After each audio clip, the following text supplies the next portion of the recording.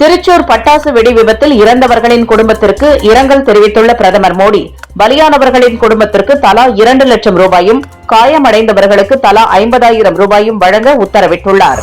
ரயிலில் பணம் பறிமுதல் செய்யப்பட்டது தொடர்பாக தமிழக பாரதிய ஜனதா தலைவர் நயினார் நாகேந்திரன் மற்றும் பாரதிய ஜனதா முன்னாள் அமைப்பு பொதுச் செயலர் கேசவ விநாயகன் ஆகியோர் மீது வழக்கு பதிவு செய்ய அமலாக்கத்துறைக்கு உத்தரவிடக் கோரி திமுக சார்பில் தாக்கல் செய்த வழக்கை தள்ளுபடி செய்து சென்னை ஹைகோர்ட் உத்தரவிட்டுள்ளது. தமிழக சட்டசபை தேர்தலை முன்னிட்டு பாதுகாப்பு பணிகளில் 1.40 லட்சம் போலீசார் ஈடுபடுத்தப்பட உள்ளனர். இதில் சென்னையில் மட்டும் 24,000 போலீசார் பாதுகாப்பு பணியில் ஈடுபட உள்ளனர். மேலும் தமிழ்நாடு முழுவதும் 300 கம்பெனி துணை ராணுவ படையினரும் தேர்தல் பாதுகாப்பு பணிகளில் ஈடுபட உள்ளனர்.